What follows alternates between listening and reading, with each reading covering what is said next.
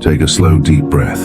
Feel the weight of your day drift away like sand slipping between your fingers. With each breath, imagine the air around you thickening with calm, cool, gentle and blue like the early evening before the sea swallows the sun. Your body grows lighter, your mind quiets. The world outside fades into a soft hum, and all that remains is the rhythm of your breathing, steady, slow and deep like the pulse of an ancient ocean. Now, let the sound of waves roll into your imagination. You are floating, weightless, on a vast, endless sea. The surface glows faintly silver beneath the moon. You can feel the water breathe with you, rising and falling in slow motion. And as you drift, a thought begins to form, carried by the wind. What if beneath this calm there are creatures that never die? Our story tonight begins here, at the edge of the known world, where the sunlight no longer dares to touch and time itself seems to dissolve. The deep sea, the final living mystery of our planet. Beneath thousands of meters of crushing pressure and eternal darkness, life has evolved in ways we can hardly imagine. No light, no warmth, no air, yet somehow, an entire universe thrives. Scientists call this place the abyssal zone, a realm so alien, it's often compared to outer space. Temperatures drop close to freezing. The pressure could crush steel. And yet there are beings here, delicate, glowing, graceful, that drift through the dark as though untouched by the centuries. But among them, there are whispers of something more, something that breaks one of life's oldest rules, that all things must one day die. There are, it seems, creatures of the deep that do not follow that rule. Creatures that do not decay, do not age, do not yield to time. Our journey tonight follows them. Imagine descending into that black ocean, through the twilight zone where light fades to blue, and then to nothing. You pass schools of silver fish, shimmering like falling stars. Then deeper, past jellyfish that glow with inner fire, their tendrils long as dreams. The deeper you go, the slower everything becomes. Even time seems to hold its breath. Down here, life is ancient, slow and deliberate. And if you look closely, you may meet the Turritopsis dohrnii, known to science as the immortal jellyfish. This creature is no larger than your fingernail, transparent, fragile, almost invisible. And yet, it holds one of the most miraculous secrets of biology. When threatened by illness, starvation, or old age, it doesn't die. It reverses. The jellyfish transforms its body back to a younger state, returning to its polyp form, restarting its life cycle again and again. To the sea, this process is called transdifferentiation, the rearranging of cells to rejuvenate life. To us, it's a whisper of immortality. Imagine if you could grow old, feel your body weaken, then close your eyes, and when you open them again, you are young once more. That is the life of this creature. Endless renewal, eternal return. Scientists have studied it for decades, trying to understand how it escapes the fate of every other living thing. Some call it the Benjamin Button of the sea. Others believe it holds the key to aging itself. But even today, the jellyfish keeps its silence, floating, pulsing softly in the dark, as it has done for millions of years. Now drift further with me, to even greater depths, to a place where no diver has gone, and only machines dare to venture. Down here, life glows softly in the dark, like constellations in reverse, each light a living soul. Here we meet another legend of the deep, the glass sponge, a creature made not of flesh but of glass. Its body, woven from silica, forms a delicate lattice that looks almost handcrafted. It stands still for centuries, filtering the ocean's currents, drawing in tiny specks of food from the passing dark. Some specimens have been found that are over 15,000 years old, older than the pyramids, older than civilization itself.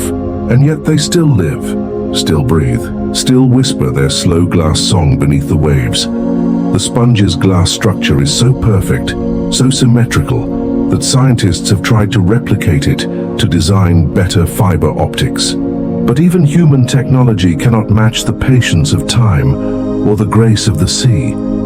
If the immortal jellyfish is youth reborn, The glass sponge is wisdom eternal, a being that has watched continents shift and species vanish, yet remains untouched.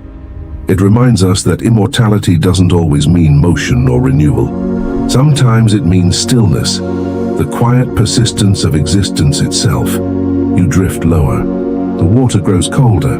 The pressure increases. You can almost feel it pressing against your chest, but you keep sinking, drawn by the slow pulse of life that beats far below. You pass a swarm of creatures that glow like living galaxies.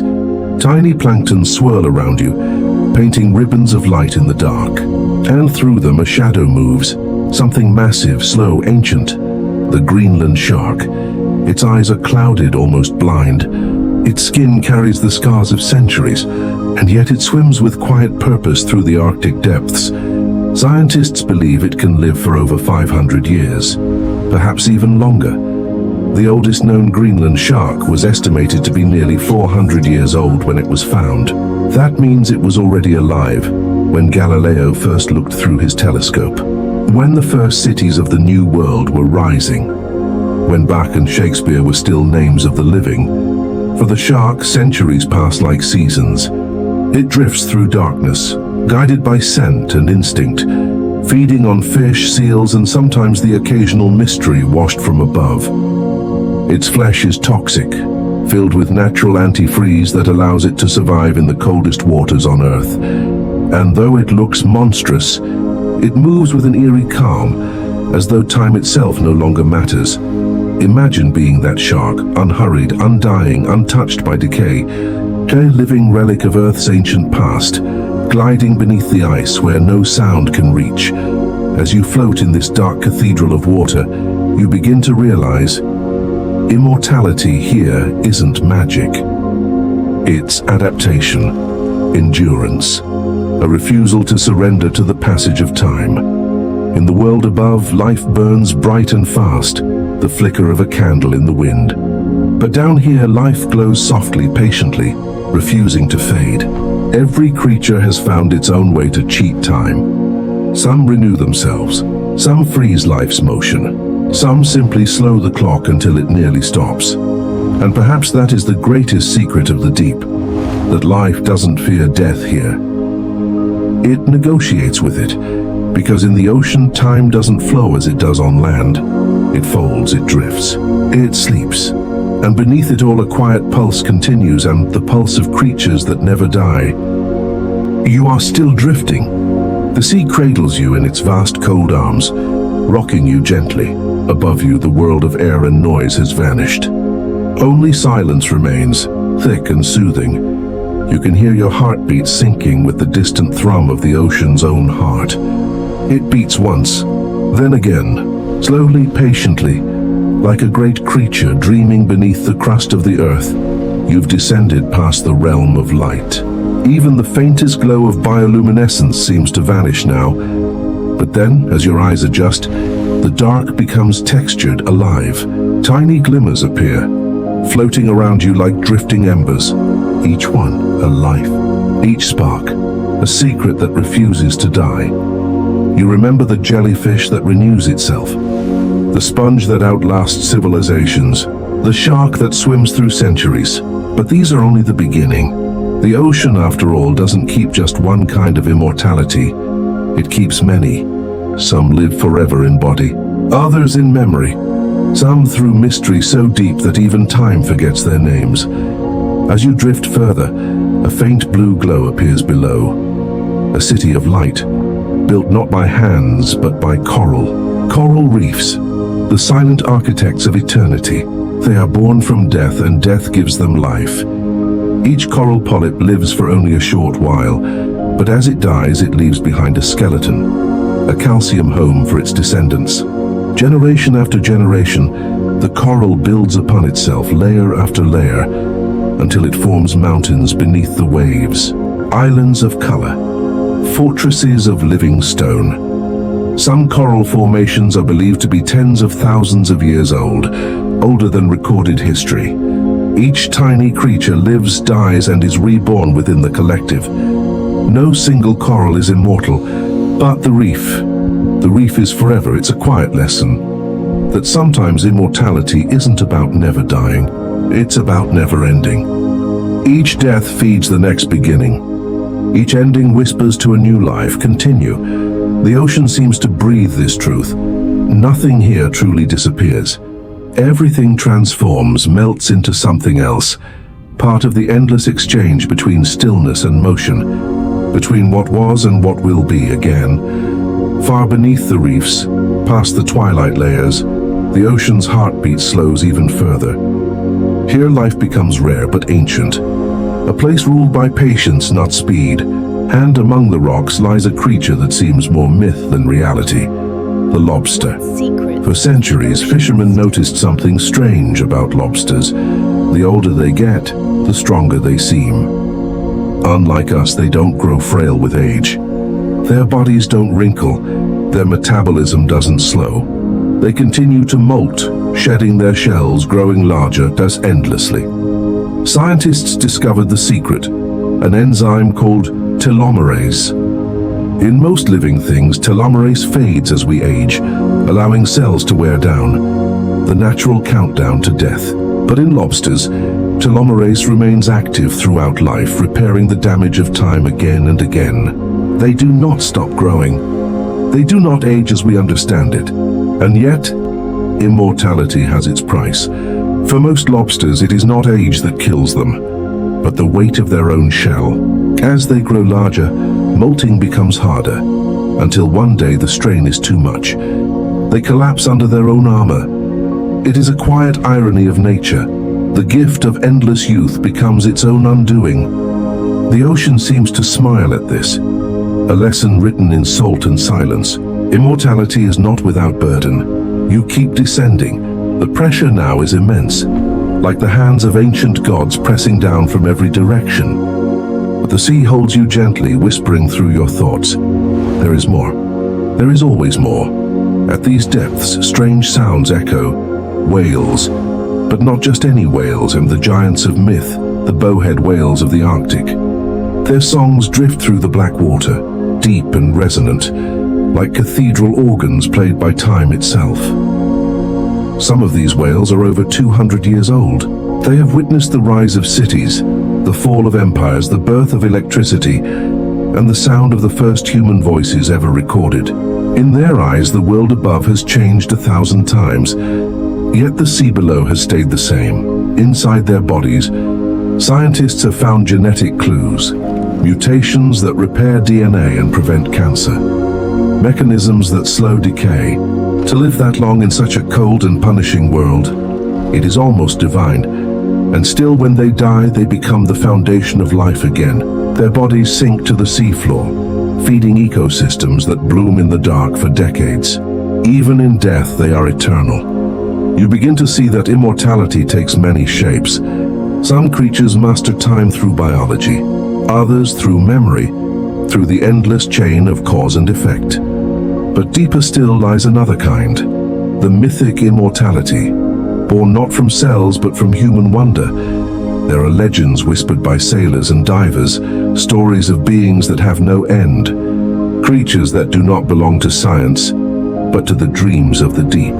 And though they may not breathe in the way we do, they live forever in the imagination of those who dared to look into the dark and feel it looking back. One of the oldest of these legends speaks of the Leviathan, the creature that sleeps at the ocean's core. Sailors claimed it was so vast that entire ships mistook its back for an island. They said when it stirred, the waves trembled for miles, and when it rose to breathe, storms followed. It was not just a beast. It was the heartbeat of the ocean itself. The Leviathan, they said, cannot die because it is not a creature, but an embodiment of eternity. When it sinks, the ocean rests. When it rises, the sea remembers its power.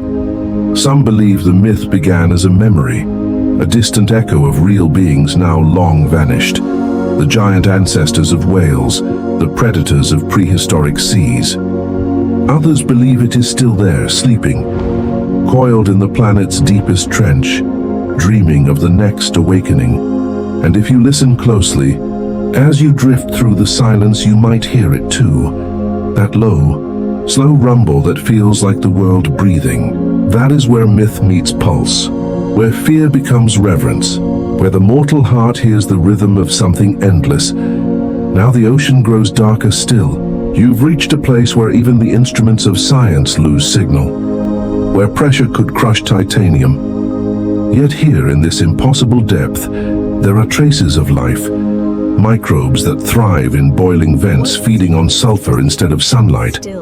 These are the immortal sparks of creation itself.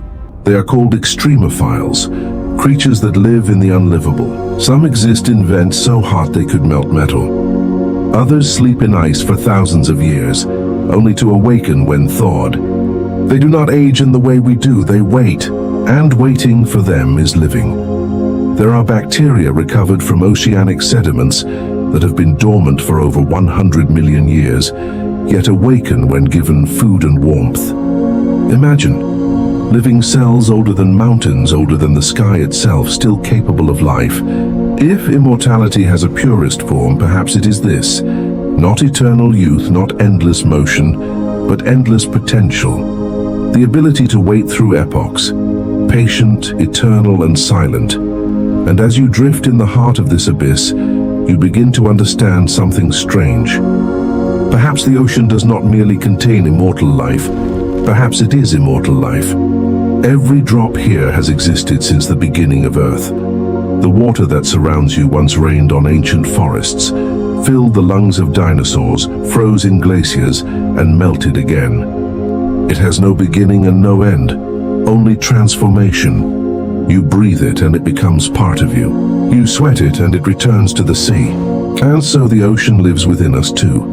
The first memory of life encoded in our blood, our tears, our cells. Salt is our inheritance. Immortality, our forgotten origin. The sea is not simply where life began. It is where it never stopped beginning. You feel weightless now, not just in body, but in time. The dark no longer feels empty. It feels full and ancient, alive, forgiving.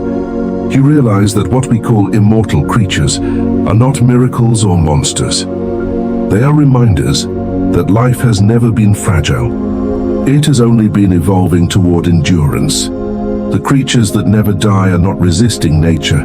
They are nature. The slow, steady breath of the planet, pulsing through every current, every tide, every living thing. And perhaps in their quiet endurance, they teach us something that no science can quantify. That life doesn't need eternity. It simply needs to keep becoming. Relax and imagine you are sinking again, not falling, but being pulled gently, endlessly through layers of blue that fade to green, then to ink, then to nothing. The ocean grows heavier here, not with water, but with memory. Every particle seems to whisper fragments of time. The songs of whales long extinct, the flicker of stars reflected in waves that no longer reach this far down. And in that silence, you sense something vast. A presence that is not asleep, only waiting. They call it the ocean that remembers itself. Not a creature, not a single mind, but an intelligence woven through every immortal organism that lives beneath the lightless veil. It began, perhaps with a single jellyfish that refused to die, its cells looping endlessly through rebirth. But over the centuries, the pattern spread. A whisper passed through genes and tides, a blueprint for eternal endurance.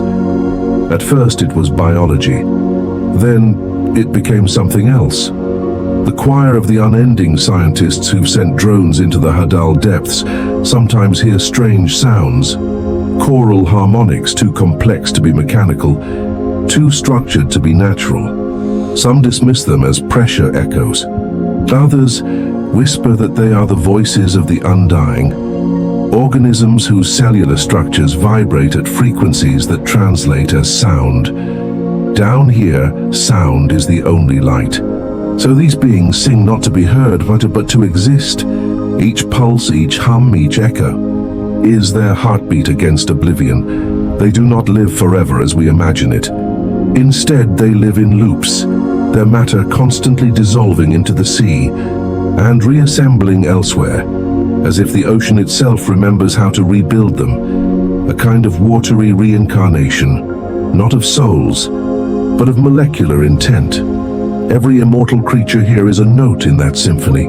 The jellyfish that reforms from its youth, the immortal worm that sheds its dying cells into living fragments, the coral that outlives empires, the bacteria beneath vents that have existed since the birth of the planet.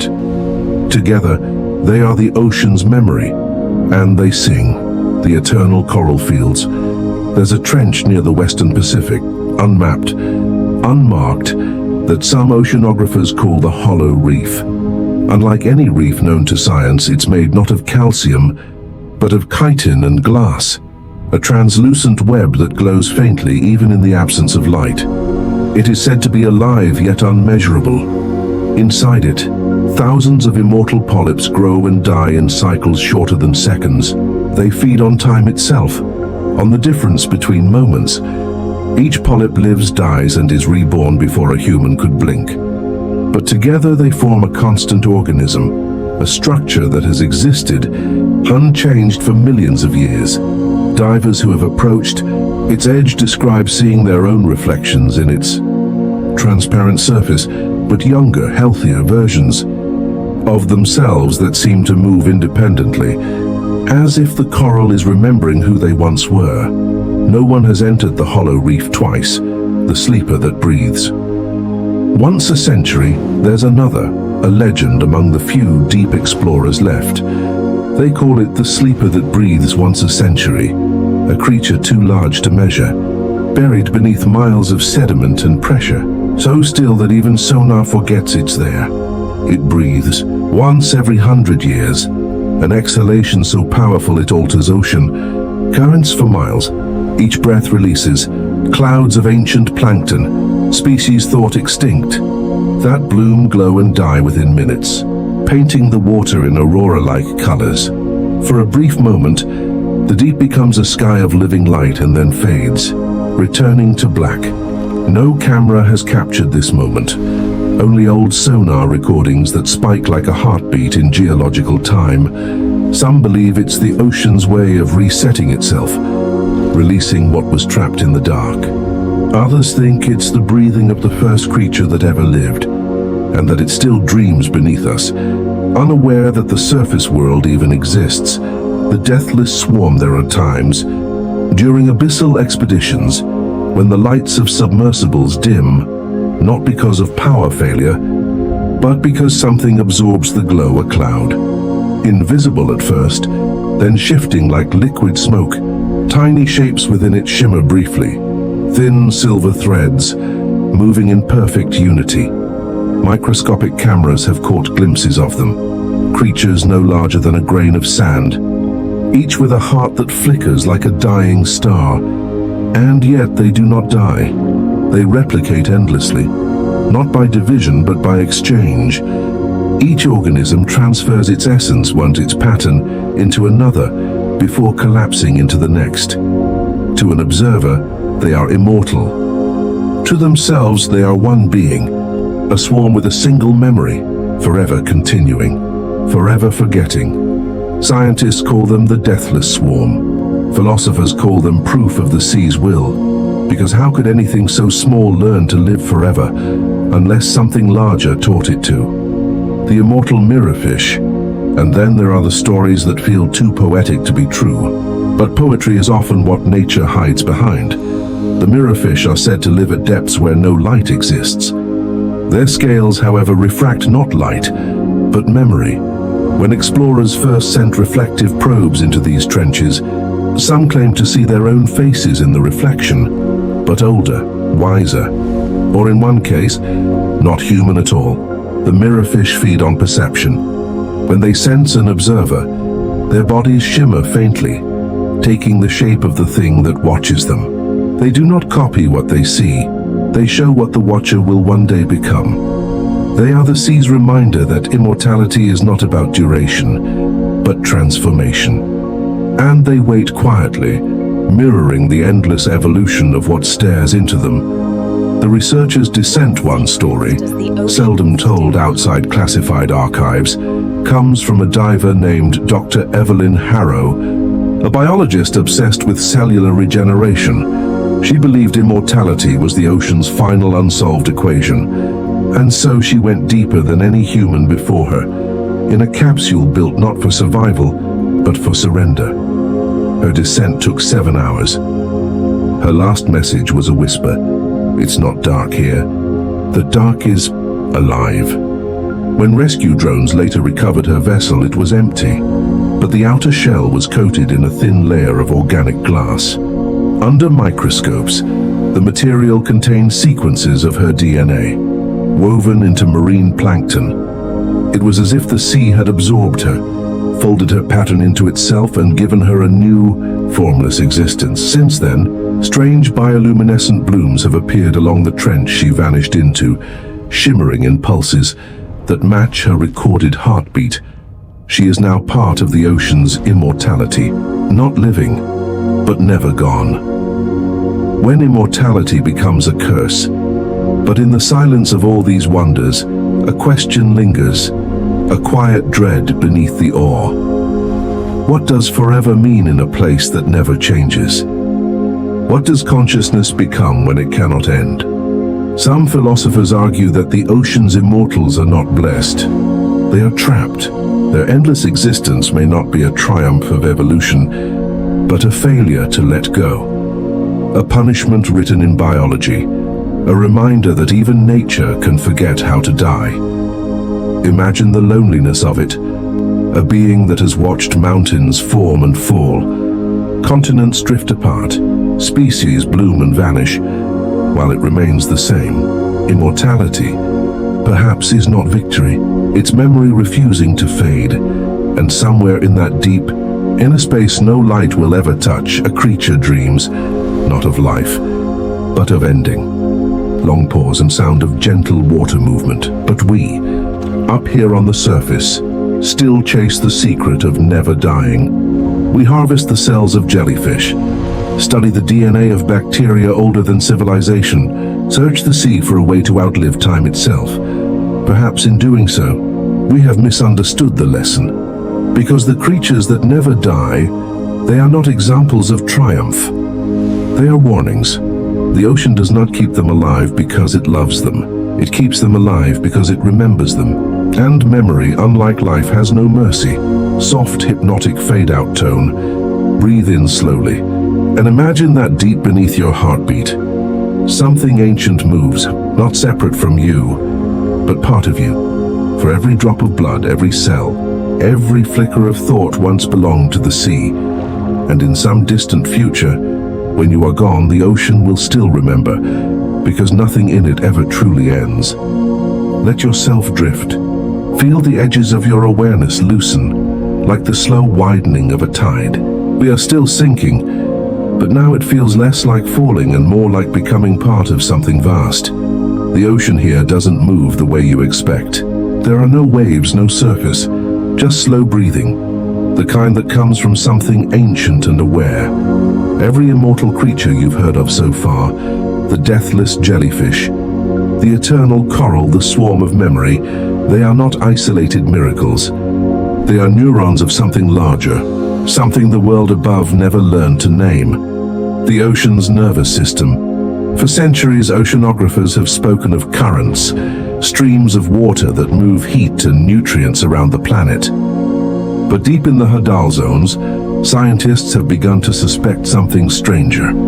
Currents that change rhythm in measurable recurring intervals. Patterns that seem to respond to events above. When an earthquake strikes, the currents shift not just from motion, but as if the sea itself flinches. When mass extinction occurs, new chemical trails emerge across the seafloor, patterns forming lines, circles, spirals, like neural pathways etched in salt and stone. It is as though the sea, in its deepest, darkest heart, has evolved into a form of memory network, storing the experiences of everything that ever lived within it. The immortal beings, those that defy death, are its recorders. They absorb time like lungs absorb air, each undying cell a tiny note, each pulse a preserved echo of what once was. And in that quiet abyss, all those memories connect. The sea that thinks, marine biologist Dr. Lauren Madsen, once theorized that if the Earth were a body, the oceans would be its mind. Every living thing, every ripple of current, every chemical exchange, a thought in motion. But what if that mind was conscious? What if the ocean has always been aware, not in the way we understand consciousness, but as an unbroken awareness of flow, change, and endless recursion? It does not think in language. It does not remember faces.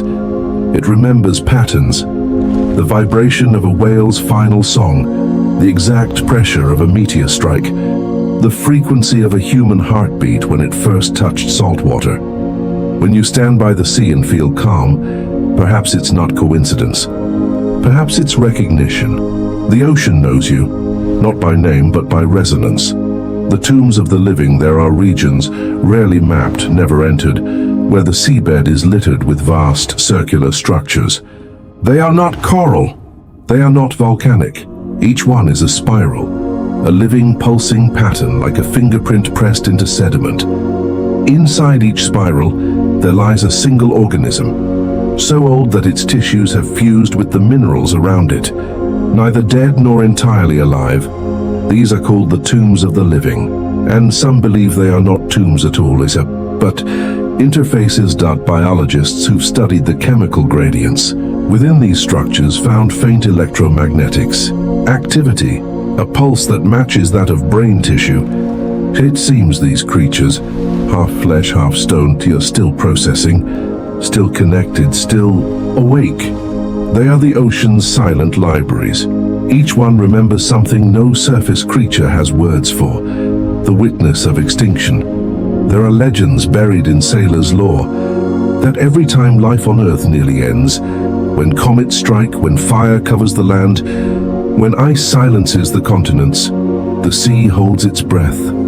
In those frozen centuries, when the world above goes still, the deep ocean hums with quiet activity. Creatures gather near thermal vents, their glow increasing, their patterns synchronizing. They wait like monks in prayer until the chaos above has passed. And when the ice melts, when the first fish re-emerge, they release their energy, small waves of nutrients, enzymes, and electric frequencies, seeding life again. It's not resurrection, it's continuity. The ocean has done this more times than we can count. Each extinction is not the end, but a pause. Each rebirth is the ocean remembering what to make next, and through it all the immortal creatures remain, not as survivors, but as witnesses. The creature beneath time, one of the most haunting discoveries made in the early 21st century, came from a research probe known as Luna 47, lost in the Puerto Rican Trench. When its black box was later recovered, it contained a single minute of visual data. Before the transmission failed, the footage showed something impossible, a shadow, miles long, slowly unfolding along the trench floor. It had no head, no tail, only segments that pulsed rhythmically, like a heartbeat stretched across miles. But the most disturbing part was that the camera's clock stopped functioning. For exactly 64 seconds, time within the feed simply froze. When playback resumed, the shadow was gone. Later, physicists reviewing the data noticed something subtle. The signal delay from the probe had shortened, as if light itself had traveled faster during that minute. The creature, they concluded, was not moving through time. It was moving beneath it, a living fold in space-time, sliding through history, watching from the underside of existence. The ocean's pulse in 2029, an array of deep-sea seismographs in the Pacific, recorded a rhythmic tremor, not tectonic but organic. Every 24 hours, a subtle vibration, a slow pulse that could be felt across thousands of miles. When graphed, the data resembled a heartbeat, a single global rhythm, synchronized with lunar tides. At first, scientists dismissed it as coincidence, but when the pattern began to shift in response to solar flares, they realized something in the ocean was listening to the sun. And when in 2031 an eclipse occurred, the pulse stopped. For exactly 7 minutes and 14 seconds, The ocean was silent, completely still. When light returned, the vibration resumed and stronger than before, as if the sea had been waiting, as if it was following not the moon, but the absence of light. The pattern continues today. We call it coincidence. The ocean calls it breathing, the architects of renewal. Not all immortal beings in the deep are passive. Some are builders, creators. In a trench beneath the Indian Ocean, ROVs once captured footage of intricate structures forming overnight. Rings, lattices, spirals, woven from strands of glowing biofilm. At first, researchers thought it was coral growth. But coral doesn't rearrange itself every dawn. Within weeks, the formations had changed shape, forming what looked eerily like geometric symbols, the kind of symmetry seen in snowflakes or DNA. A marine biologist named Dr. Wei Lin spent years studying those formations. Before her disappearance in 2035, she published one final paper containing a single line. "The ocean is learning architecture," was dismissed as metaphor. But the data she left behind showed something undeniable, patterns that mirrored the branching of human neurons. Perhaps the immortal creatures below are not just surviving, but designing, building biological networks that evolve beyond biology, a language without sound, a civilization without land. The sea and the dream at night. When you sleep, your mind drifts through images, fragments, sensations. But have you ever wondered why the sound of waves so easily puts you to rest? The rhythm of the ocean's movement matches the frequency of human theta waves, the state between waking and dreaming. Some theorize that our ancestors, money born from the Zerg, still carry its pulse within our subconscious, that when we sleep we return to it.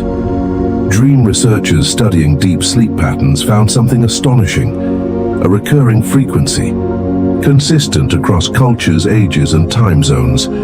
0.13 Hertz, the same frequency recorded from the ocean's global heartbeat. It's as if our dreams are tidal, as if every human mind is still tethered to that ancient memory of being part of the ocean's thought.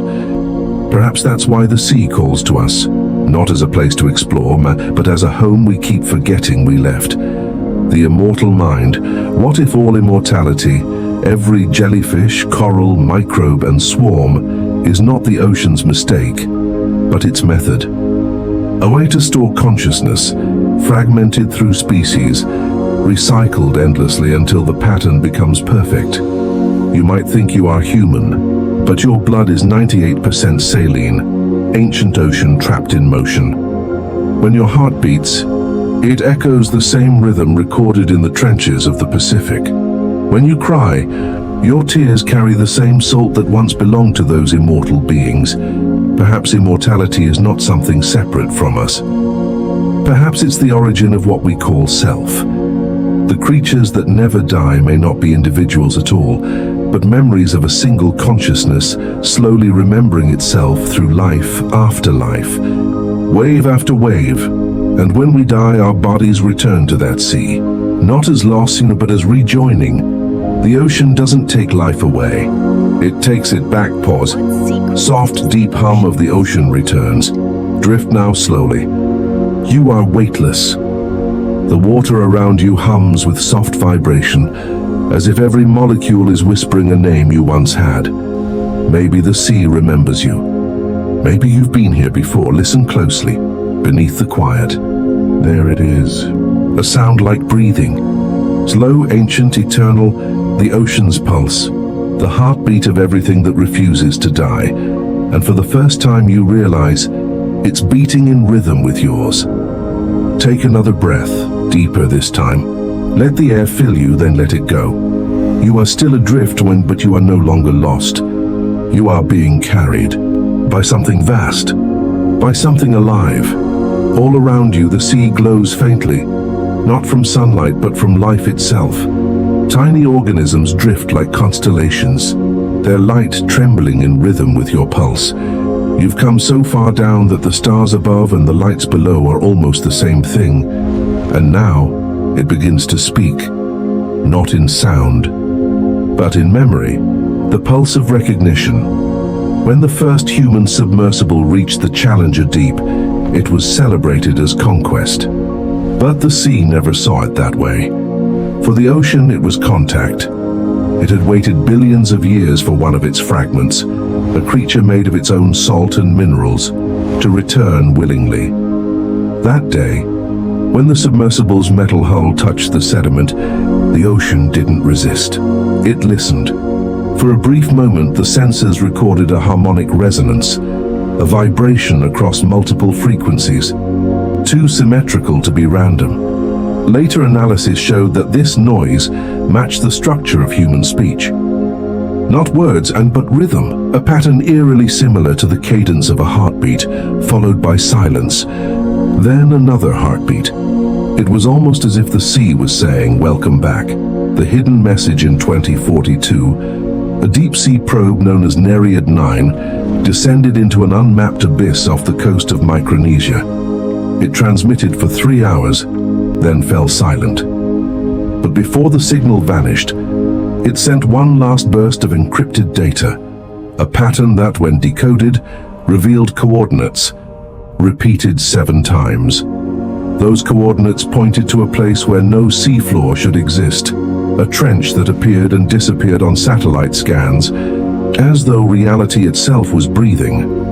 When a follow-up expedition went to investigate, the sonar returned impossible readings, perfectly circular tunnels hundreds of miles wide, lined with organic material, yet showing no signs of decay. Somewhere inside those tunnels, something pulsed once every 13 seconds, a rhythm almost identical to that of a human REM cycle. Sleep, dream, wake, sleep again. The scientists called it the circadian trench.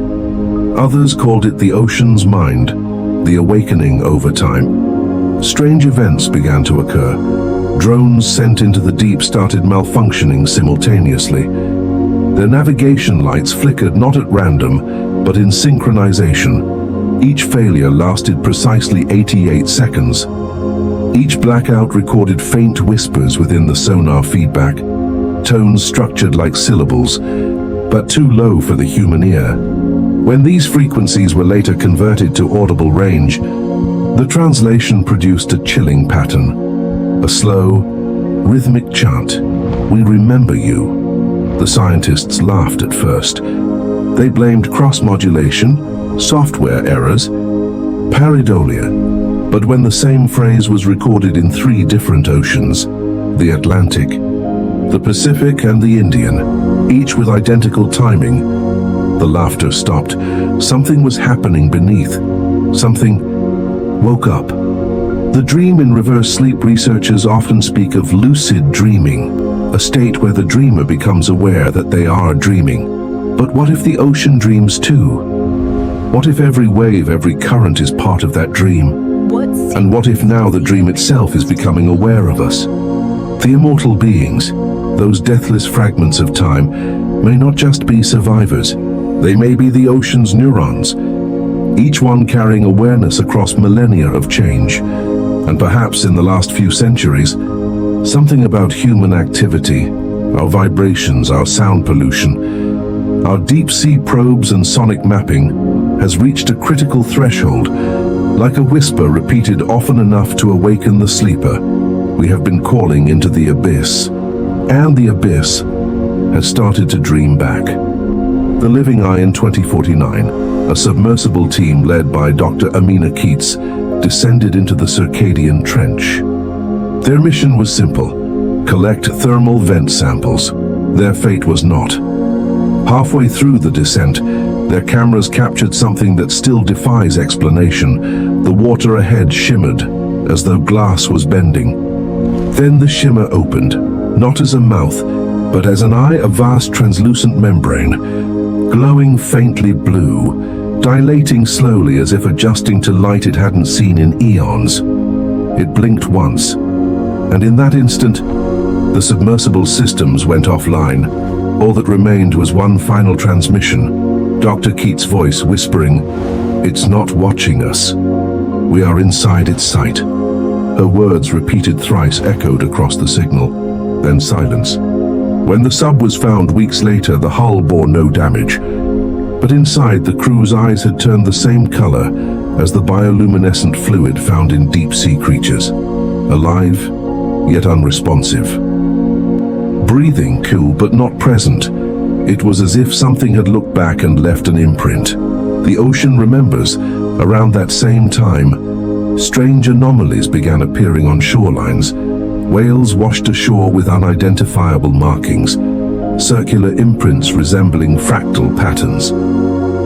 Beaches resonated with low-frequency hums that registered below human hearing range. In coastal towns, people reported the same dream, standing underwater, eyes open, watching shadows drift past, yet feeling no fear. Each dream ended the same way. A whisper, gentle and slow. Like water curling around stone, you are part of us. When oceanographers cross-referenced these experiences with deep-sea tremor data, they discovered something extraordinary.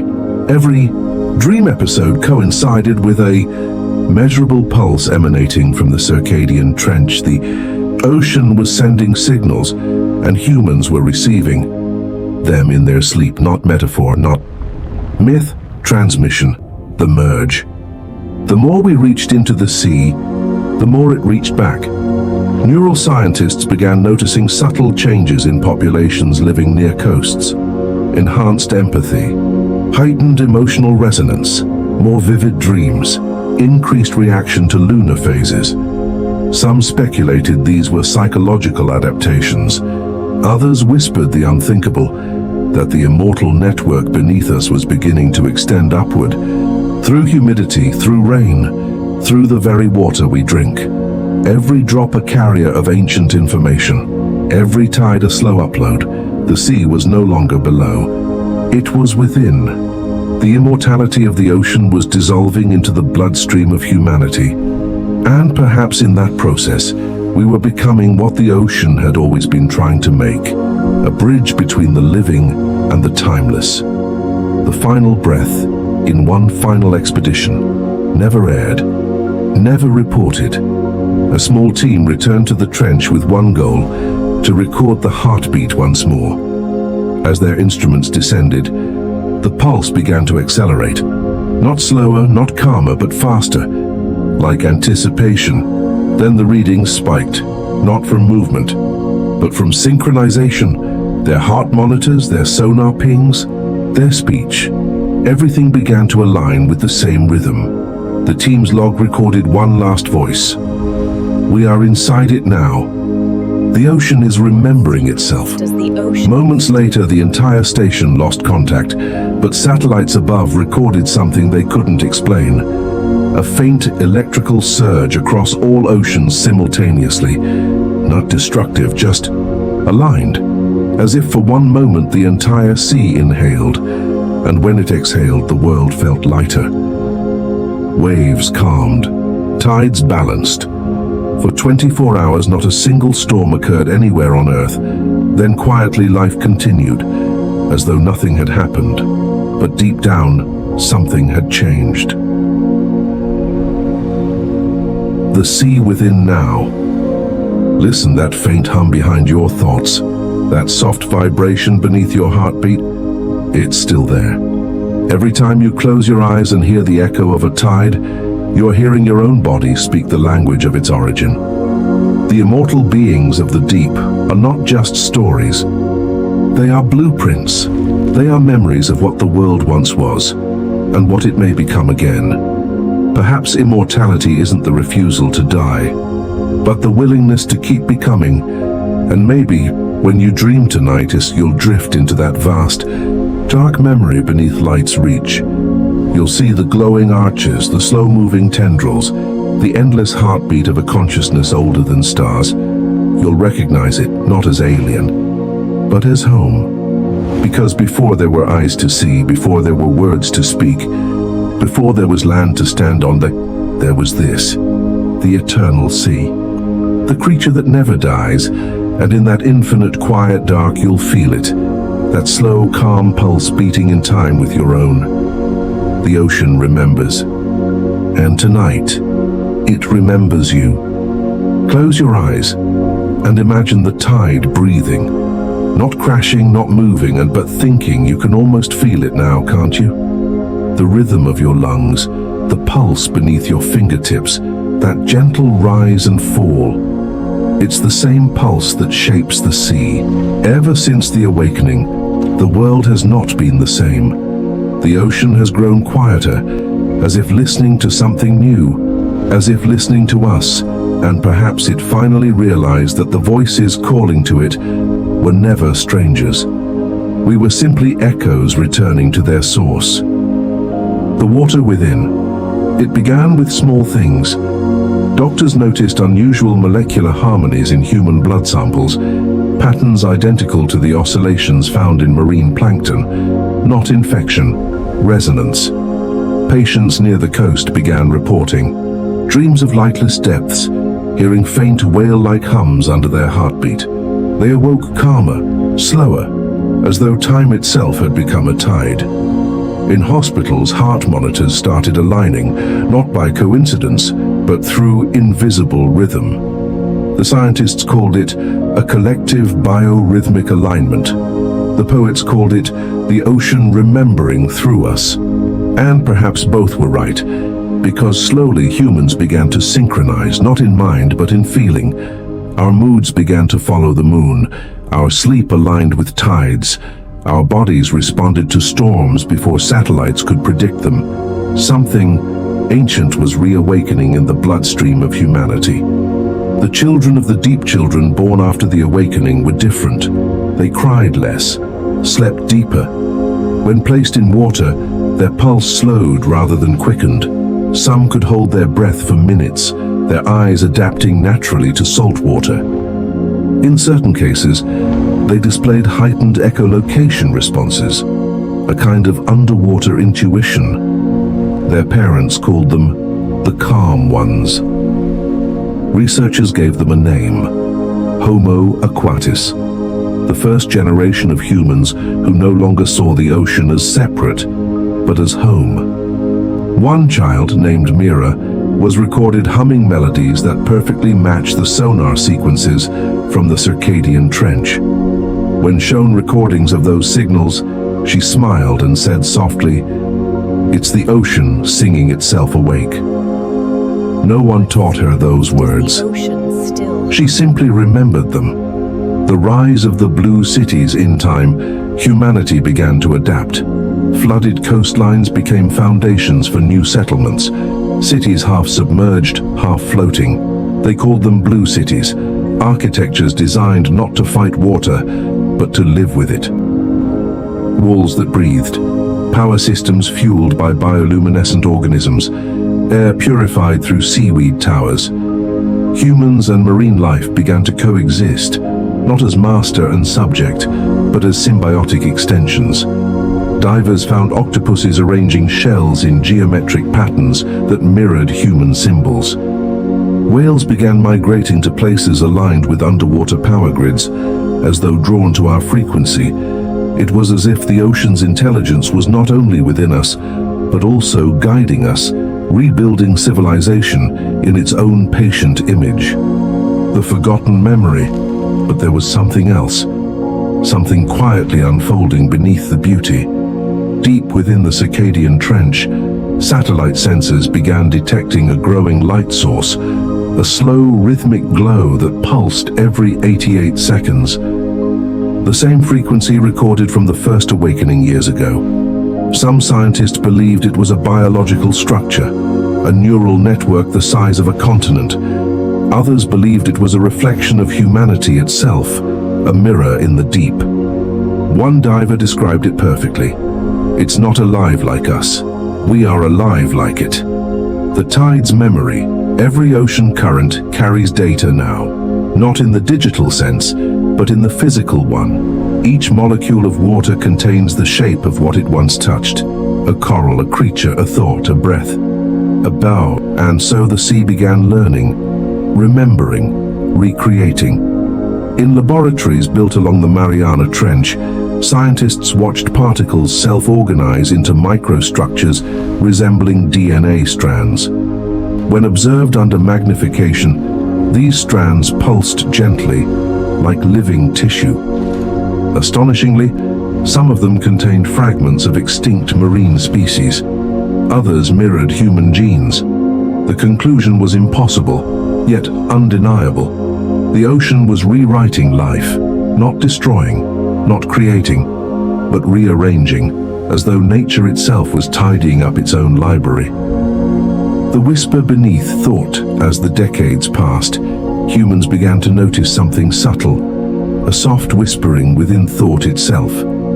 It wasn't words, it was emotion, intuition, a guiding calm. People stopped fearing death, not because they expected heaven or rebirth, but because they began to feel continuity. When a loved one passed away, their families reported strange phenomena, waves washing further upshore, bioluminescent blooms glowing in the exact color of their eyes, dreams where they felt the sea breathing beside them, and somehow they knew that person wasn't gone, just returned to the vast memory that never forgets. The mind of water in the final recordings from the Blue Horizon station, a marine biologist speaks softly to the camera, her voice calm despite the storm outside.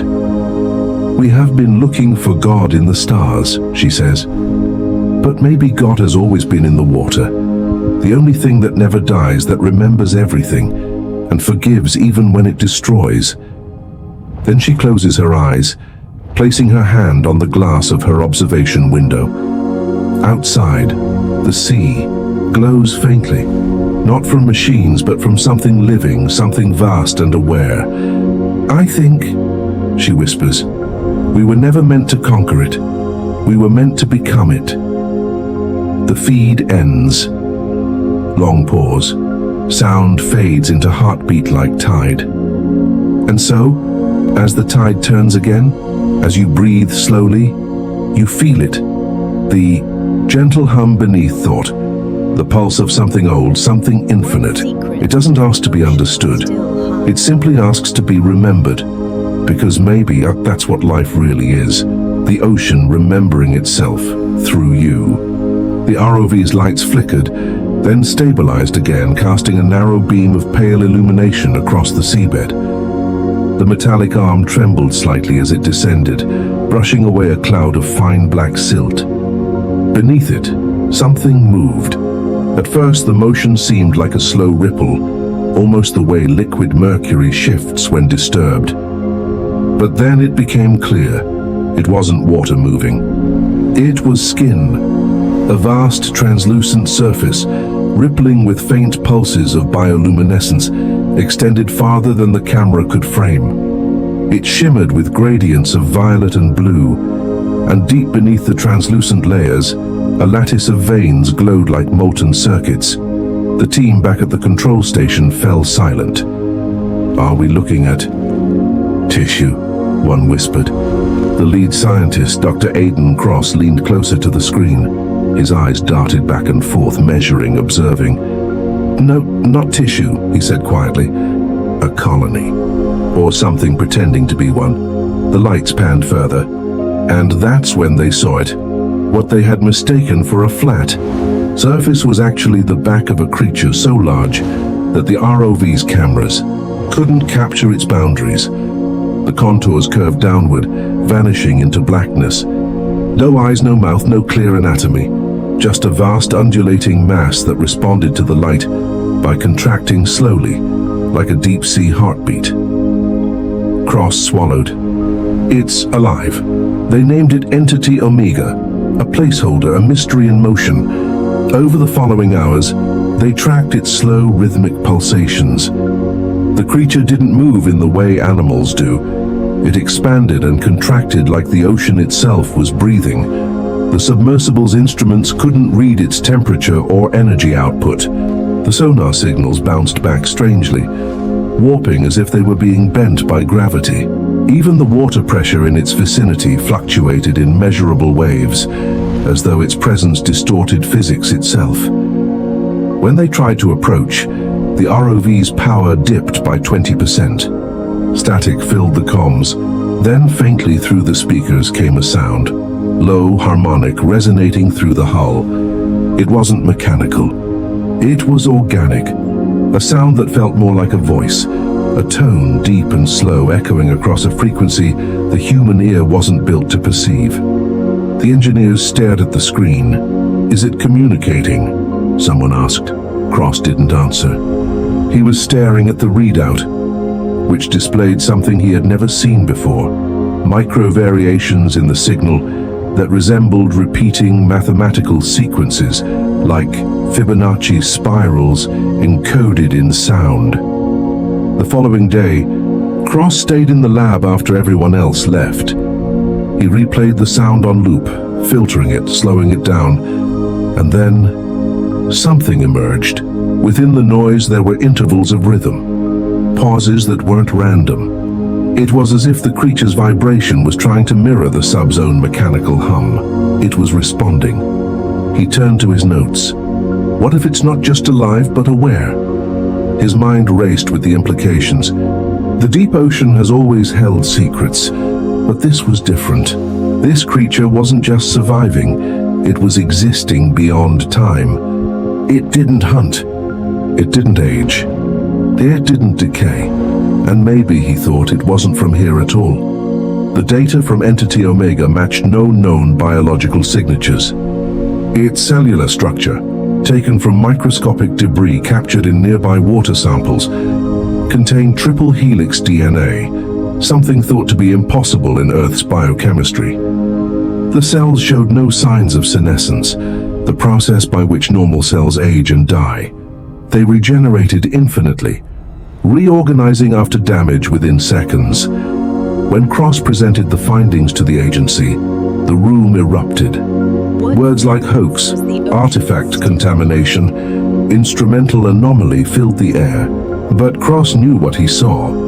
The samples had self-replicated, even after isolation and pressure simulation. They couldn't be killed, not by temperature, salinity, radiation, or even chemical disintegration. "Whatever this is," he said, his voice trembling slightly, "it's not subject to the same rules of death that we are." The director looked unimpressed. "You're saying you found God?" "No," Cross replied, staring at the glowing cells under the microscope. "I'm saying I found something that remembers him." Weeks later, the ROV was sent again.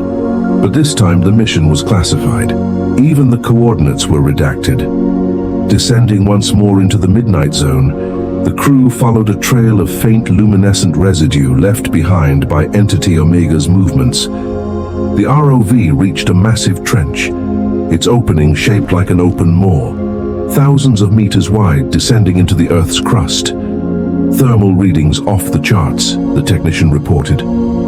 "But there's no heat source." They deployed a deep sonar pulse. The response came back instantly, but instead of a single echo, hundreds returned, layered, distorted, overlapping like a choir of whales. Except the harmonics didn't match anything biological. The patterns resembled human brainwave frequencies, as if thousands of sleeping minds were dreaming at the bottom of the ocean. Then the cameras picked it up. Something emerged from the trench. Not fast, not aggressive, just immense. A slow spiral of motion, a coil of living matter that twisted like smoke, reflecting the ROV's lights in fractured glints. It wasn't one creature, it was millions linked together. Microscopic entities merging into a single conscious shape, the same triple helix cells, scaled up to form something indescribable. The crew gasped. "It's a hive." "No," Cross murmured. "It's a memory." The creature, or the collective, began to unfold itself like a vast curtain of glowing tissue. Its bioluminescence pulsed in slow rhythmic waves, spreading through the trench like underwater lightning. And then, something extraordinary happened. The ROV's onboard systems, including visual sensors, began mirroring the same pulse frequency. Screens across the control center dimmed, synced, and flickered in unison with the being. Data packets started transmitting by themselves, encrypted bursts, as if the ROV had become part of a communication relay. "Kill the feed," shouted one of the technicians, but Cross stepped forward. "No, let it speak." The lights flickered once more, and then a series of images flashed across the screens, not random, but ordered. They showed vast underwater landscapes, ancient creatures swimming beneath alien skies, planets with liquid oceans shimmering beneath twin suns. A message, perhaps, or a memory of where it came from. That night, Cross sat alone staring at the data logs. There were thousands of encoded sequences, but one repeated endlessly. A single numeric phrase that translated roughly into a pattern similar to human DNA's basic structure, yet multiplied beyond reason. He whispered to himself, "They aren't from here." Then, after a long pause, he added quietly, "Or maybe we aren't." In the following months, reports of similar energy readings appeared across the Pacific and Indian Oceans. Submarines detected low-frequency hums, matching Entity Omega's pulse signature. Coral formations began glowing faintly during the night, synchronizing with those rhythms. Something deep below had awakened. Cross warned that the creature or network might not be bound by our concept of individuality. It could exist across oceans simultaneously, one consciousness diffused through countless forms. And if that was true, then what they encountered wasn't an organism. It was the ocean itself remembering its origin. When the agency decided to classify all findings, Cross resigned. But before leaving, he sealed one final message in his research archive, labeled simply "For the Future." It read, "They are not monsters or gods. They are witnesses. They saw the birth of water, the rise of life, the collapse of stars. They do not die because they were never born. They are the echo of everything that once was, and everything that will be." Cross had vanished from public view for nearly 3 years. Officially, he was listed as retired from active research. Unofficially, he had gone silent. No communication, no interviews, not even a trace in scientific journals. But deep in the northern Pacific, beneath the disguise of a private marine observatory, a hidden station still pulsed with quiet activity. Inside, among dim blue lights and the hum of life support systems, Cross worked alone. His beard had grown white, his eyes sunken but bright with purpose. On every screen, the same rhythmic pulse played, a low-frequency vibration captured from the trench during that final classified mission. He no longer saw it as noise. He called it the breath. Over time, the pulse began aligning with his body. His heartbeat would sync to it. His breathing would slow until his chest rose and fell in time with the pattern. It was hypnotic, calming, almost divine, but something else was happening too. His dreams were no longer his own. They began as flashes, vast underwater temples of coral and glass, shimmering with organic light. Then faces began to appear, not human but familiar, translucent forms drifting through the dark, their movements synchronized like a single mind. They spoke not in words, but in memories, fragments of events long before humans existed. The birth of the first cells, the collision of comets that brought water to a barren Earth. The moment light first kissed an ocean's surface, he would awaken gasping, covered in sweat, saltwater tears drying on his cheeks. It was as if the ocean was remembering through him. One evening, he ran a simulation, overlaying the pulse data onto electromagnetic Earth maps. What he found made his hands tremble. Every known tectonic plate, every oceanic trench, and even deep groundwater systems resonated faintly with the same pattern. The Earth itself, its crust, its currents, its molten core, all vibrated in subtle harmony with that ancient frequency. The creature's pulse wasn't an isolated biological signature. It was a harmonic key, a vibration older than DNA, older than life. He whispered into the empty lab.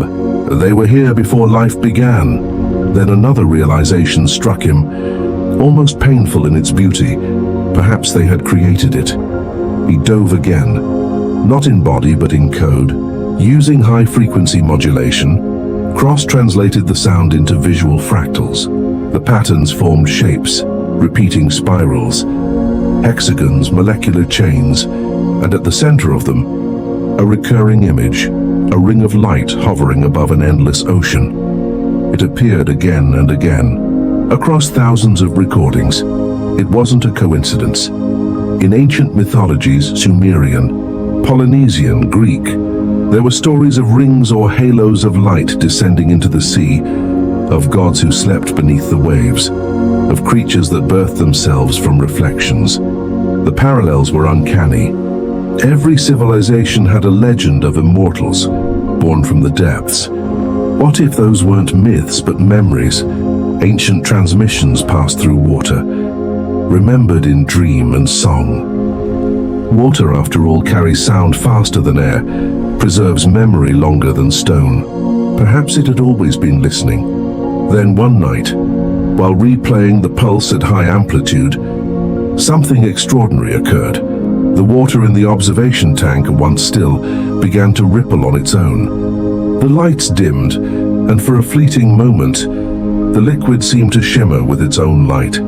Tiny filaments, almost invisible, began forming inside the water, threads of glowing matter knitting together like nerves.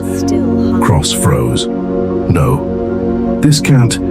The filaments intertwined faster, weaving a shape, delicate, translucent, human-like. Not flesh, not shadow, something in between. It leaned forward, pressing a faintly luminous hand against the glass. A pulse of light traveled from its chest through the water, syncing perfectly with the breath, and then, in a voice that wasn't sound but vibration, it spoke inside his mind. Do not be afraid. We are not gods. We are continuity. Cross stumbled back, his mind flooding with images, not words, not sentences, but pure understanding. The creature's consciousness was vast, boundless, echoing through the planet's history, like a thread of eternal thought. We are the memory of the first living thing, it said. When your kind was dust, we dreamed the pattern of your blood. When you were born, we whispered the instinct to breathe. When you die, we will remember your warmth. Cross fell to his knees. The creature was neither threatening nor kind. It was inevitable. It had existed long before morality, before language, before the concept of time as humans knew it. He tried to speak. Why reveal yourself now? The being's glow pulsed softly. Because you began to forget. You built machines to listen to the sky and turned away from the sea. Yet it was here you first learned to exist. You have forgotten the mother that made you. The lights dimmed again. The ocean does not die. We are its thought. And soon, when your stars fade and your machines fall silent, we will begin again. And then, as quickly as it had appeared, the creature dissolved into threads of light that scattered like sand, vanishing back into the water. The tank fell silent. The pulse ceased. Only the faint hum of electricity remained. In the days that followed, Cross tried to replicate the event, but every attempt failed. The pulse was silent, the water still. The world felt heavier somehow, as if a door had closed between realms. He began writing his final journal, not for science, but for memory. He titled it The Living Ocean. He wrote about consciousness beyond death, about creatures that didn't live in the sea, but as the sea. About the notion that immortality wasn't a gift, but a function, a continuity that sustained the planet's balance. He theorized that the immortal beings weren't individuals at all, but fragments of one eternal entity, the ocean's neural network, older than light itself, communicating through bioelectric resonance. Humans, he wrote, were temporary expressions of that same network, thoughts in motion, destined to dissolve back into the deep. We are not visitors to the ocean, his final line read. We are echoes of its dream. Years later, a research vessel discovered the remains of Cross's observatory.